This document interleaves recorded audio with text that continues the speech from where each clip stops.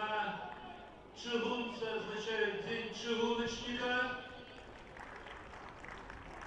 Ну и еще один православное свято, свято святого Ильи. Так что, коли ласка, дали от водоемов. Ну а теперь, коли ласка, давайте познакомимся со складами, стартовыми складами гуляющих сегодня команд. Наши гости, футболисты Борисовского АПТ, выступают в наступном складе. Голкипер номер 48 Денис Щербицкий. Номер 3 Боян Настич. Номер 4 Александр Филиппович. Номер 5 Евген Яблонский. Номер 8 Станислав Драгун. Номер 15 Максим Скавыш. Номер 21 Егор Филипенко. Номер 22 Игорь Стасевич, капитан команды. Номер 25 Дмитрий Бага. Номер 26 Емануил Милич. Номер 32 Яков Филиппович. Головный тренер команды БАТЭ Кирилл Альшевский. Господари поля, команда Торпедо Белас выступает в белых футболках. Голкипер команды номер 92 Алексей Козлов. Номер 3 Виталь Устинов. Номер 8 Габриэль Рамос. Номер 10 капитан команды Андрей Хачатурян. Номер 17 Матеус Мареше. Номер 18 Владимир Щерба. Всем здравствуйте, телеканал Ясное ТВ приглашает Жодина на стадион Торпедо, где матчем Торпедо БАТЭ будет открыта воскресная программа матчей 20-го тура чемпионата Беларуси по футболу высшей лиги. Мы в прямом эфире, меня зовут Николай Ходосевич, наш постоянный эксперт Олег Дулуп. Олег Анатольевич, доброго солнечного дня в Жодино. Добрый день, да, в Жодино хороший солнечный день. Давайте вспомним результаты матчей, которые прошли в пятницу и субботу, и посмотрим, на какие поединки стоит посмотреть сегодня. Слуцк, Шахтер 0-2, Динамо Брест победила Витебь со счетом 1-0, Смолевичи уступили Белшине 0-3, Славия Ислыч, результативная игра, которая завершилась победой гостей 4-2, Неман в центральном поединке 20-го тура одержал победу над Минским Динамо 1-0, ну и наконец 3 матча Торпедо БАТЭ, Минск, Рух и Городея Рцор БГУ. Это то, что нам предстоит увидеть сегодня в прямом эфире на Ясное ТВ. Давайте сразу короткий комментарий. Центральная игра — это Неман Динамо Минск. От нее оттолкнемся. Матч, может быть, не подарил какой-то эстетического такого зрелища, но был интересным по содержанию, по своей сути. Соглашусь, да, было очень интересно смотреть, особенно на Неман, как ни парадоксально, не на Динамо, на Неман. Именно как за счет характера раздевалки команда обыгрывала Минское Динамо. Если взглянуть в турнирную таблицу, мы увидим, что Шахтер одержал победу. Это значит, оторвался на 3 очка от Борисовского БАТЭ. И перед БАТЭ сегодня стоит задача обязательно победить на выезде в дерби географическом, так или иначе, чтобы не отпускать горняков. Но, с другой стороны, и просто чтобы мы зашли на матч, Жодинская Торпедо, которая декларировала на старте сезона задачу быть в тройке, тоже имеет цель выиграть. И, может быть, Минское Динамо здесь на повороте попытаться обойти. Большой мотивационный фон для обоих коллективов. Да, соглашусь, потому что, ну, скажем так, совпадение интересов. И одной, и второй команде нужно выигрывать. И одна, и вторая команда необходимы 3 очка. С хорошим эмоциональным состоянием к этому матчу подходят обе команды. БАТЭ неделю назад победил Минск. Давайте еще раз насладимся забитыми мячами команды Кирилла Альшевского. Их было достаточно. Главная причина, мы разбирали в проекте «Ясно о футболе».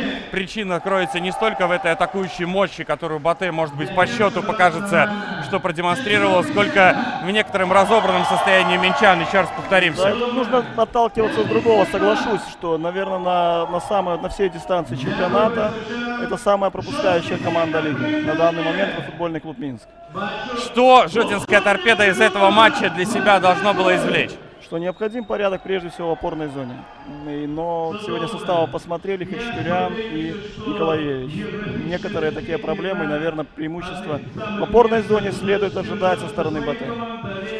Еще раз смотрим. Стасевич, его 3 передачи, его забитый мяч, Драгун, целая россыпь мячей. Сегодня нет в стартовом составе Павла Нехайчика. Заглядывая уже в стартовый состав, но есть Милич, который выходит с первых минут, Скавыч на месте. И изменения касается защиты. Нет Волкова, есть Филиппович, но мы по БАТЭ по этому сезону видим, что там это нормально, когда меняются Нормальная игроки. ситуация для БАТЭ этого года, да. Поэтому здесь я не думаю, что очень кардинально. Всего 2 футболиста, но, на мой взгляд, потеря Нехайчика, это все-таки на данный момент лучше Милича выглядит.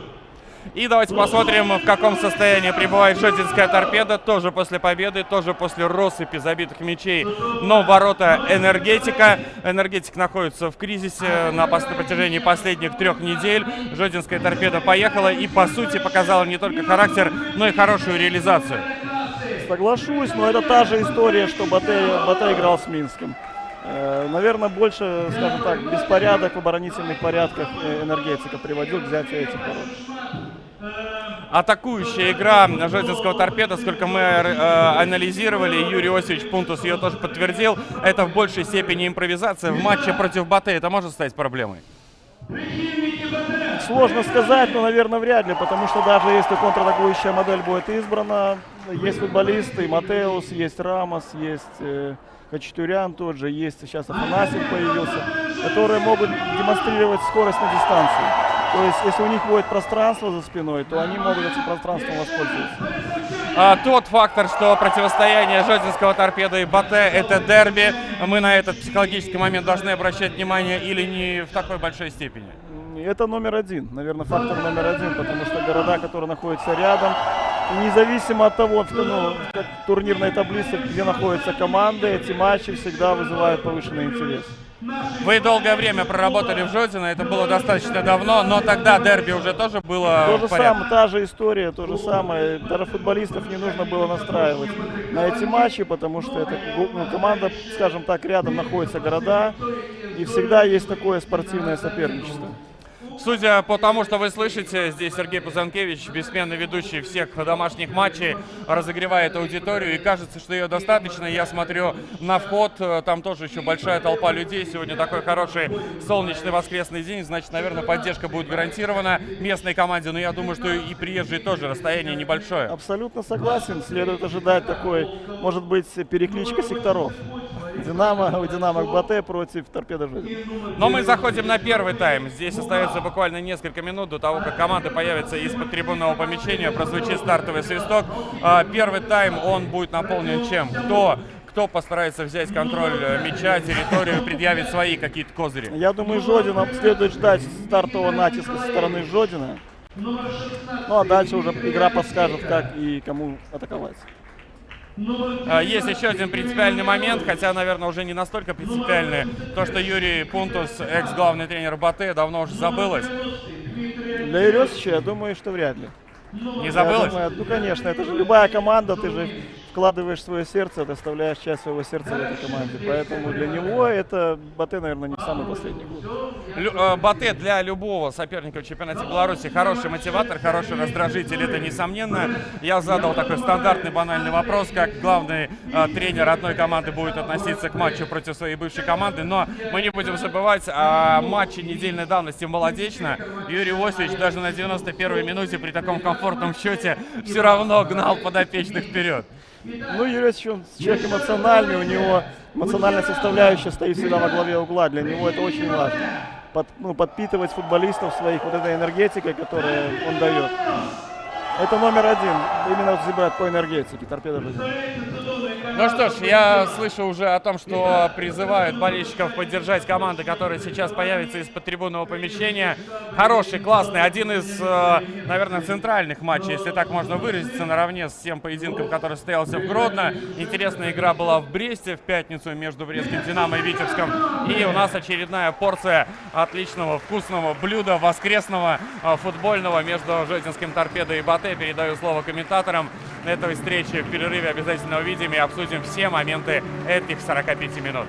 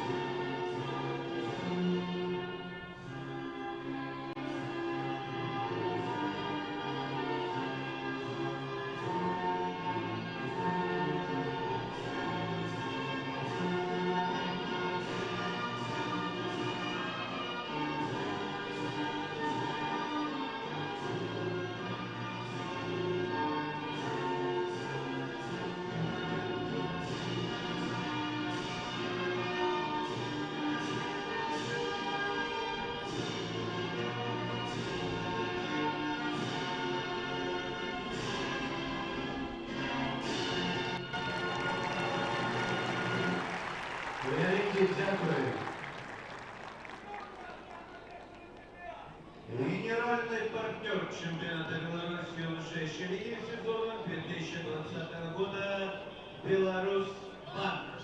Беларусьбанк. Хай переможе мацнейший.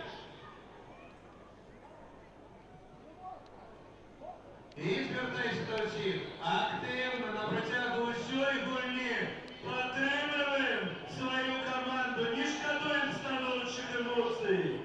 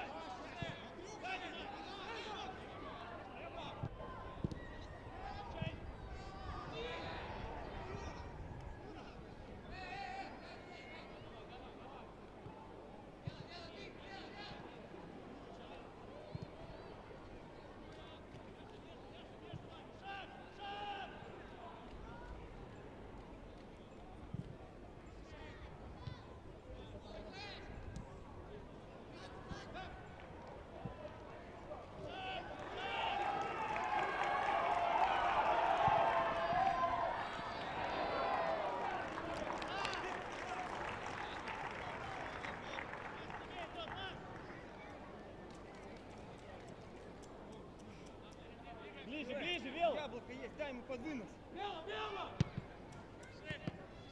Бело, сразу, Бело!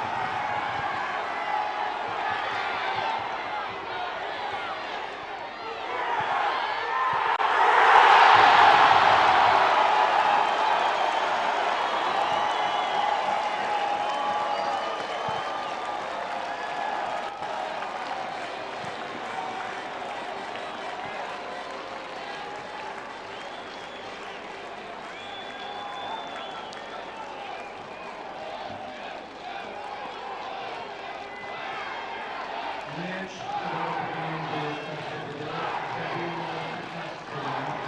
Скарыш.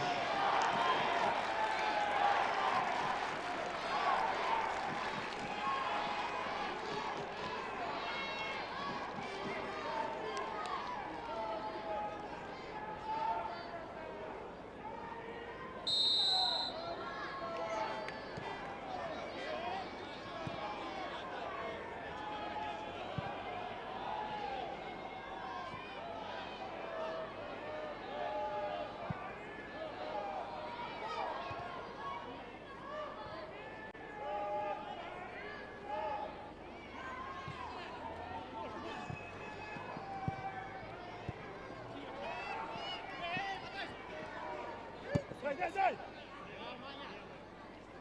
Эй! Блядь!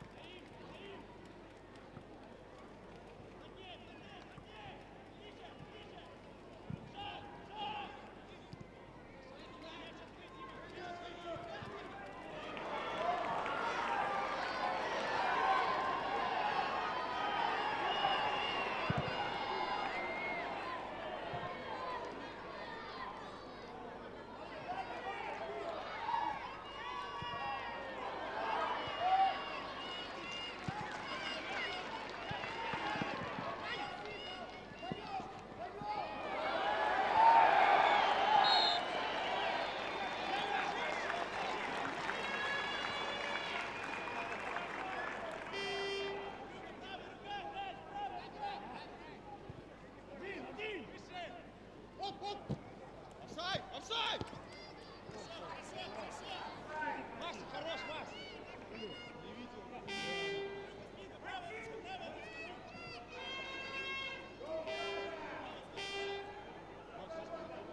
О! Юра! Право, Юра, право! Иди в него! Вamos! Porra!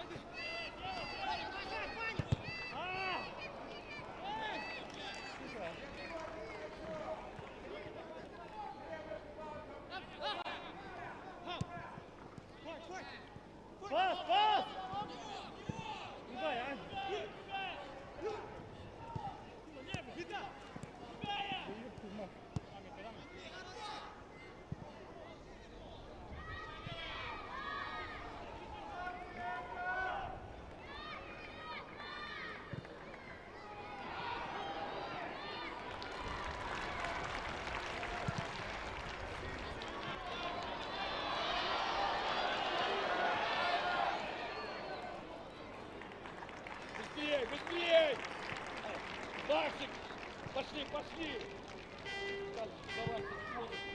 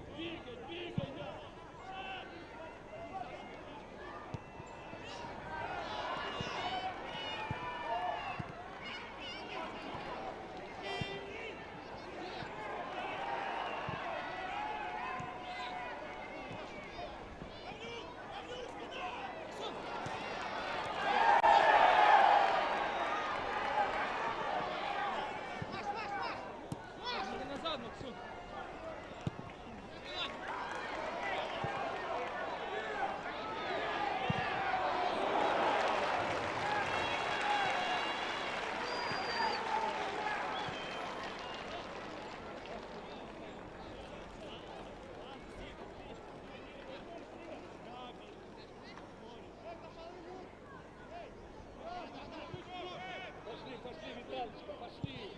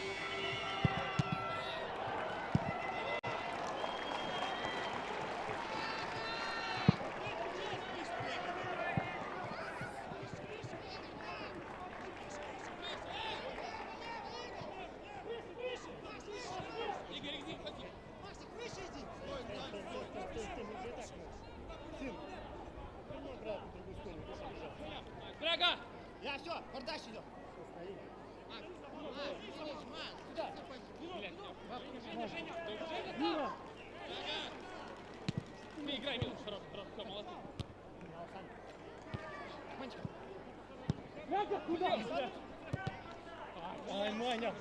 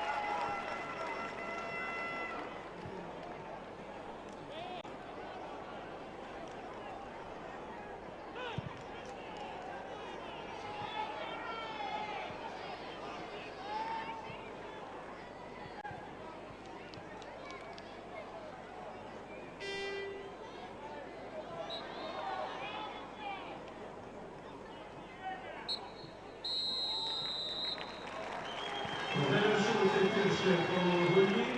Так почнуть команди, так почнем і ми.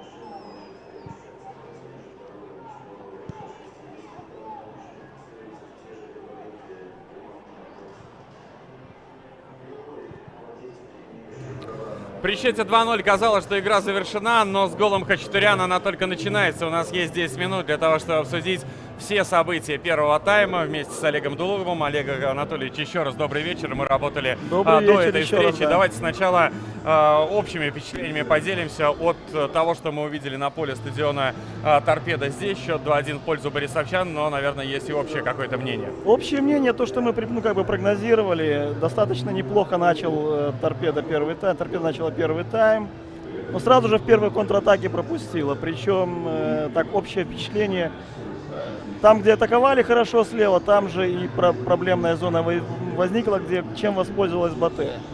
Но и ответный мяч, который 2-1, вот этот мяч, который пропустил Батэ, и вырастает из этого же хаоса на этом фланге, когда мяч попадает в опорную зону, перехват, контратака и момент нанесения Хачатуряна, опорные Батэ только появляются в кадре.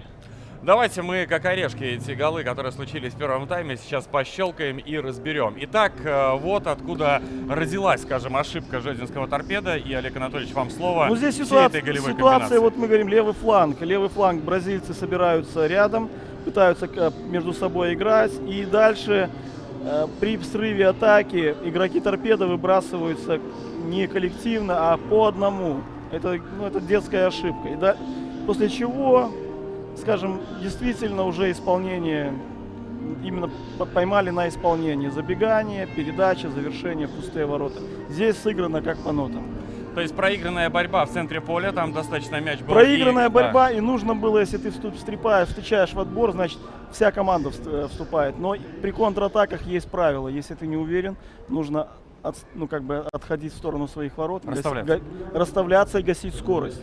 Когда ты выдергиваешься по одному, это детские ошибки. Там между ног, и в итоге ситуация 2 в 2.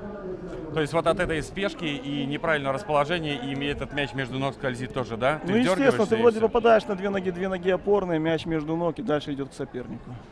Давайте орешек номер 2, второй забитый мяч в исполнении футбольного клуба Батэ. Опять же, начинаем с того, откуда этот мяч начался. Опорная зона, то, что мы говорили, прогнозировали, что в опорной зоне Батэ может иметь преимущество.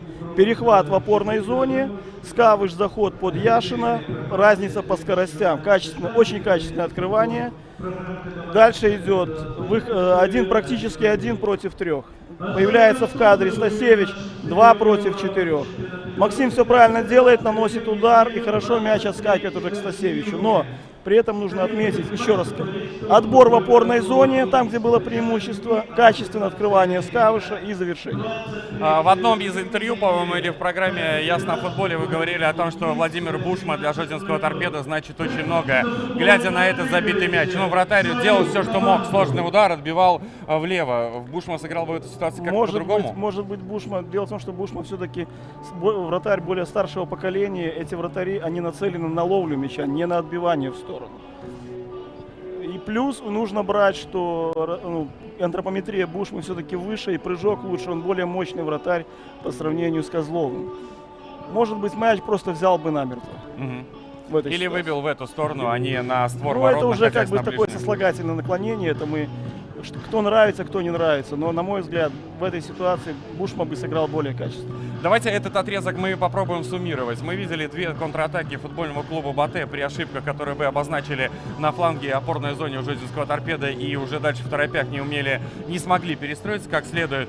Но Жодина пыталась все это время диктовать свою волю борисовчанам. В этом тоже есть Левый фланг. ловушка некая. Да, есть. то есть Жодина пытается диктовать свою волю, перегружая при этом левый фланг. И моменты, когда им нужно было разворачивать игру, нужно было качественный разворот на правый фланг. Но нужно понимать, что Хачатурян это все-таки опорный полузащитник более атакующего плана, Николаевич, но это не опорный полузащитник такой стандартный, который оборонительного плана может разворачивать атаки. И из-за дефицита кадров, наверное, Юрий Иосифович вынужден ставить этих 2 футболистов. Но при этом, наверное, если взять в целом статистику, посмотреть, когда там придет завтра, по контролю мяча, наверное, Жодина превосходила. Но это контроль в определенной зоне, в зоне левого полузащитника. Плюс, говорим, ответный мяч на 45-й минуте, который открыл опять сейчас игру. Это момент, это ошибки, которые Батэ на протяжении всего сезона. 5-6 человек в одном фланге, опорная зона раскрыта. Простой рикошет, вылет мяча в опорную зону и разящая контратака. Давайте под эти слова мы как раз и посмотрим мяч, который возродил интригу в этом противостоянии. Вот С посмотрите. чего начиналось все? Ну, то же самое, перегруз фланга, во-первых. Получается опорная зона. Вот подбирается ошибка в опорной зоне. И дальше мы смотрим в кадре. 8 человек выше линии мяча. Полполя свободного пространства. И ситуация практически, вот в этой ситуации, если не доигрывают игроки, это ситуация 3 в 2. Здесь Но мы Рамос на смотрим, левом да, фланге, Рамос качественно обыгрывает. Филиппович вроде затормозил скорость. Но смотрите, какая опорная зона у Батэ. Она полностью раскрыта. Хачатурян спокойно делает касание, принимает под свою правую, и Драгун только появляется в кадре. Потому что в этой ситуации они примерно стартовали из одной позиции. И игра опять открылась. 2-1 это уже счет для захода на второй тайм. Хорошо, исходя из 45 минут, которые мы видели, и гол, который забил Хачатурян, и по той игре, которую Жодинская торпеда демонстрирует против Батэ у себя дома, это интрига или это просто лишь недоразумение в конце первого тайма? Да нет, я думаю, Жодина все-таки наиграла по сумме моментов, наиграла на 1 мяч забитый. Батэ Но больше моментов, на мой взгляд, я просто моменты больше не вспоминаю, на память не приходит. Единственный момент, может быть, Максим Бардачев создал своей штрафной, когда там 4 человека обыгрывал, но это шутка. Просто настолько уверен, наверное, был, что справится в этой ситуации. Максим Бардачев решил порадовать местную публику, а здесь на центральной трибуне, над которой мы находимся, очень много сегодня зрителей, в том числе сектор разделился так: половина жодинских, половина болельщиков из Борисова, они приехали, такая определенная перекличка случается. Знаете, в чем есть один нюанс? Вот мы ищем какую-то интригу, мы разгонялись перед матчем, мы сейчас пытаемся обозначить, но статистика, она вот такова, что Жодинская торпеда у Батэ дома за всю историю не побеждала ни разу. Можете себе представить? Ну, когда нет, не могу, потому что как-то интересно. В гостях я сразу Борисова вспоминаю побеждала. 7-й, 8-й, 9-й, да, там были ничьи в основном. Мы играли в ничью, не выигрывали, согласен с вами. Но при этом... со мной нечего соглашаться, это статистика. Нет, я считаю, про себя думаю. Но при этом нужно понимать, что какие-то серии всегда когда-то заканчиваются. Нет серий, которые вот постоянные. Она там 10, 20, а потом раз, стоп, игра, и серия обнулилась. Сегодня пока что по первому тайму, не знаю, мы обсудили моменты, понимаем, что еще впереди 45 минут, и, конечно, настроение, особенно в первые 5 минут у жодинцев было очень хорошее. Наверняка Юрий Осипович, как классный мотиватор в раздевалке, сейчас поднимет свою гвардию, да, и на второй там в том числе. Соглашусь с вами, но конечно. это мотивационный фон, его мало при таких проблемах сзади в обороне. Дело в том, что мы обсуждали и в передаче, что на мотивации долго не вытянешь. Мотивация, это она хороша, когда какой-то вот один матч, тебе нужен финальный матч, тебе нужно его выиграть. Тогда, да, мотивация, она может поднять футболиста на запредельный момент. Но при этом нужно держать в уме, что когда ты пользуешься такими мотивационными фишками, ты достаешь резерв, который не подпитывается. То есть с каждой игрой ты выхолащиваешь футболистов, если нет хорошо поставленной игры, если нет командной игры, если нет четко отлаженной игры в обороне, ну и так далее. И плюс, естественно, это все накладывается на хороший уровень физической готовности. Мотивация — это номер один, но и ею пользуются, всегда очень нужно, очень-очень-очень редко, может быть, но метко. В какой-то игре, вот эта игра Жодина против Батэ — это тот случай, когда нужна мотивационная речь какая-то. Когда нужно доставать. Объясните, пожалуйста, взаимодействие. Мы уже видим, как с приобретением еще третьего бразильца сформировалась эта троица у жодинского торпеда, но она далеко-далеко не эффективна. Ну, далеко не всегда эффективно, я правильно так скажу. Чего им не хватает? Вот им не хватает движения вперед. Им не хватает движения вперед, раз. Им не хватает разорванности расстояния между собой. Они приходят на 10 метрах, комбинируют. Приходят Матеус, Рамос, Велоза, левоноги, правоноги. И они взаимодействуют на каком-то определенном участке поля. Но теперь давайте посмотрим. Матеус — это центральный нападающий. Если даже выход с левого фланга выходит Велоза, либо там Рамос, идет подача в штрафной, там никого нет. Центральный нападающий в левом фланге. Здесь, в этой ситуации, наверное, я говорю, больше говорю направленности на ворота, наверное. Может быть, в этой то же самое, что сделал Рамос. То есть с уходом в середину, на противоположный фланг, вхождение опорной зоны, и тогда может быть нанесение завершающего удара. Был момент, мы забыли момент. Да, коллеги, я вас перебью. Если у нас есть эти моменты, которые остались опасными, так и нереализованными, давайте мы их тоже предложим сейчас. И вы про тот момент у Рамоса, да, под правую? 41-я минута, очень хороший момент был, по-моему, у Щербы. Выход под диагональ, те моменты, которые... когда пошла туда, да? Очень хорошая диагональ из опорной зоны, вхождение именно под эту передачу, очень качественное открывание и качественная передача. Вот он, наверное, вот этот момент, прием мяча, когда теряется крайний защитник. И вот здесь качественное открывание именно по углу вратарской. Дальше мастерство Щербицкого. Только мастерство Щербицкого спасло в этой ситуации.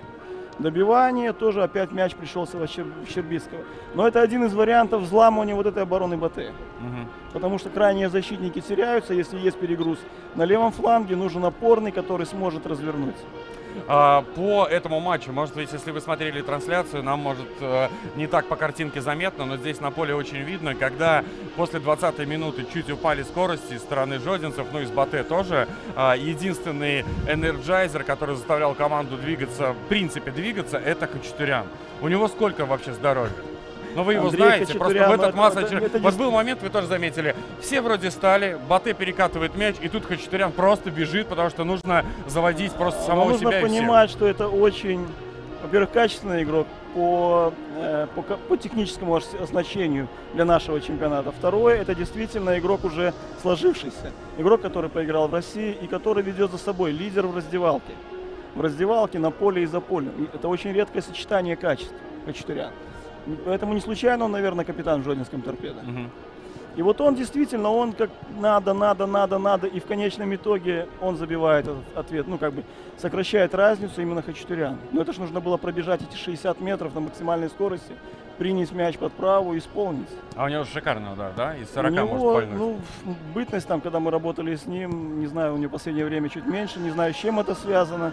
Но раньше 40 метров для него это не была дистанция, причем падающий удар, ну как камень, вратарю очень тяжело такие отражаться. Хорошо, давайте в закруглении этого перерыва команда выходит на поле. Пожелаем вам, прежде всего, увлекательного второго тайма. Мы уже обозначили, что интрига здесь жива по многим причинам, которые обсудили. Передаем слово комментаторам. Еще раз смотрим матч Торпедо Жодина Батэ.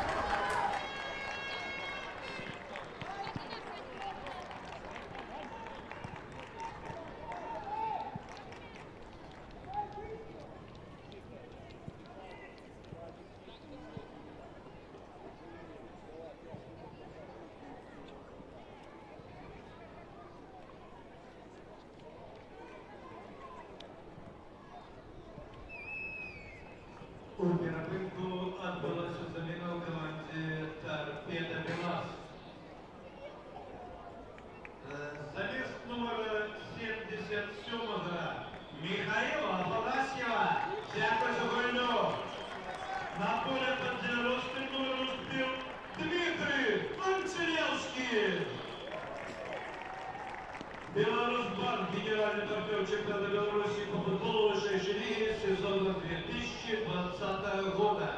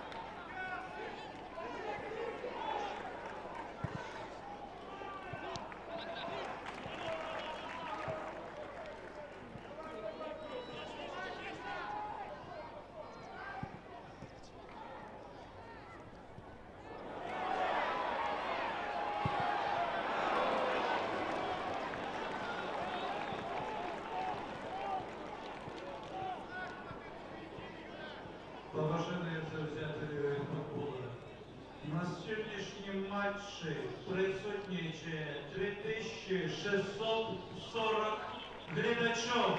Дякую всім за підтримку!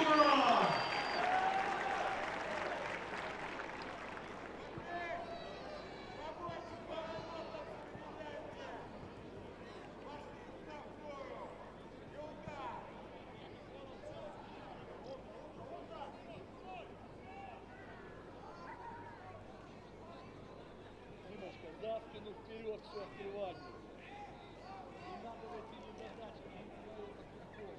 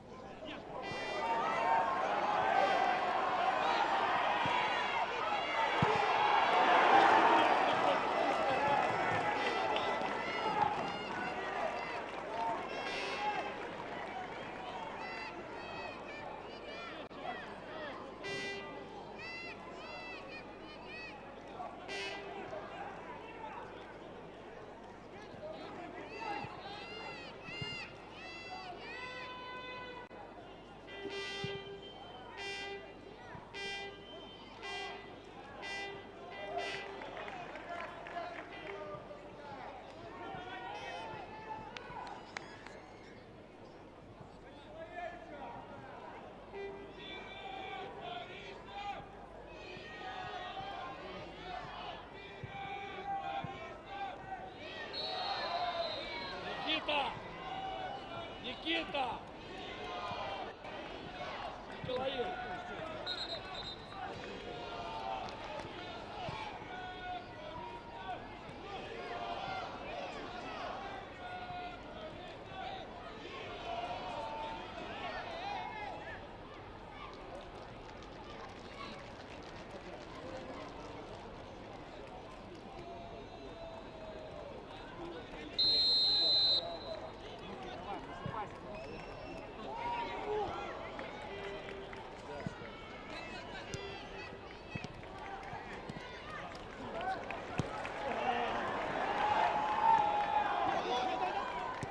Гол!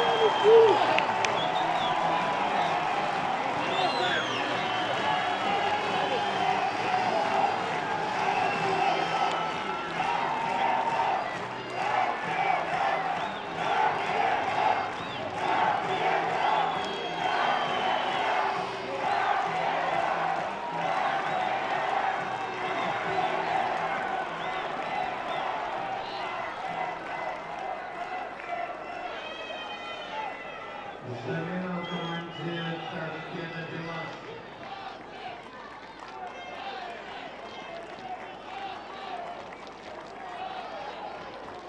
Замес Матеуса Мареши.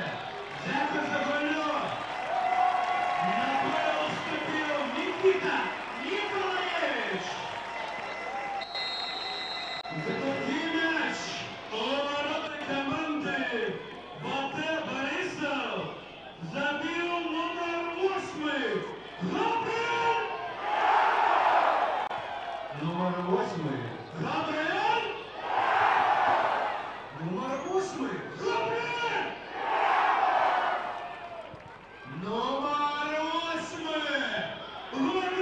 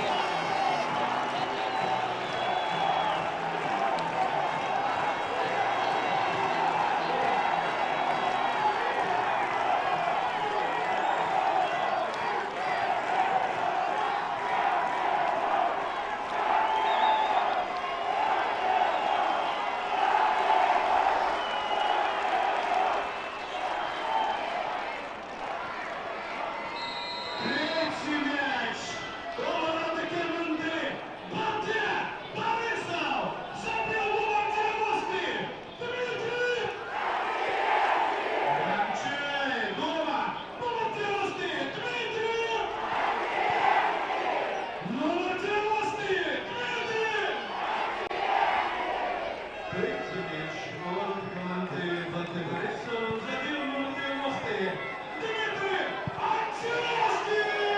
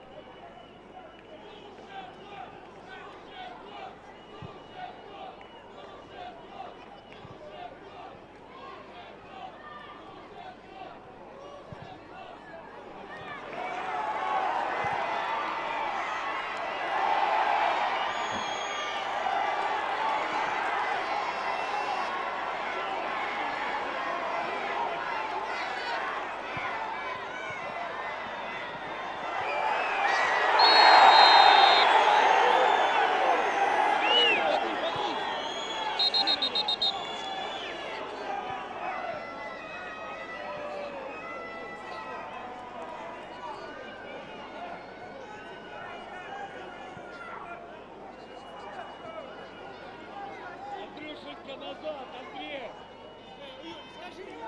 Андрюша!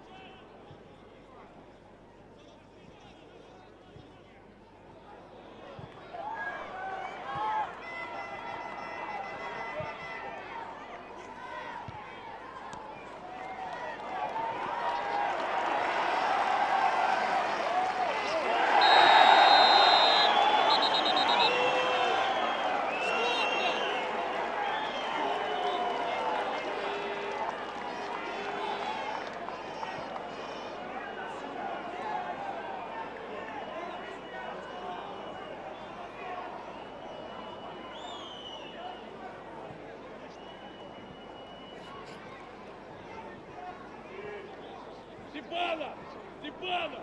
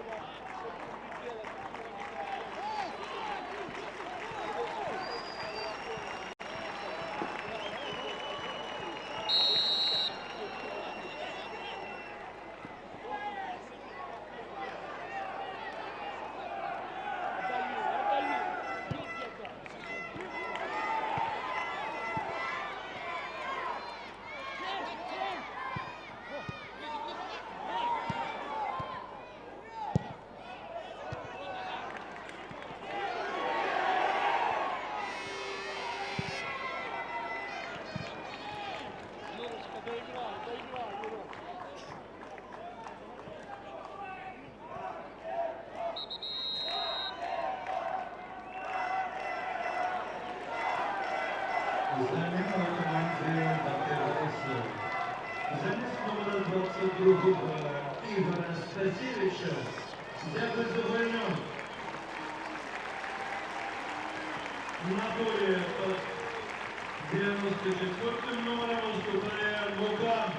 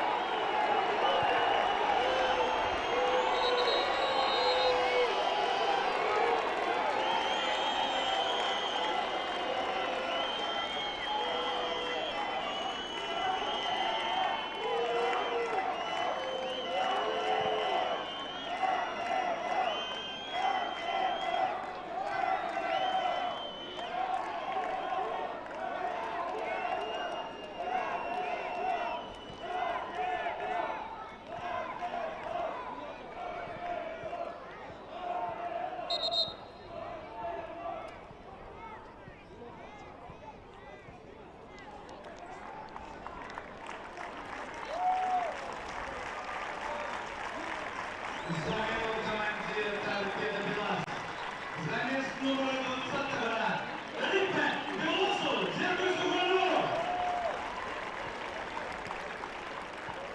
На поле под 81 номером уступил Никита Степанов.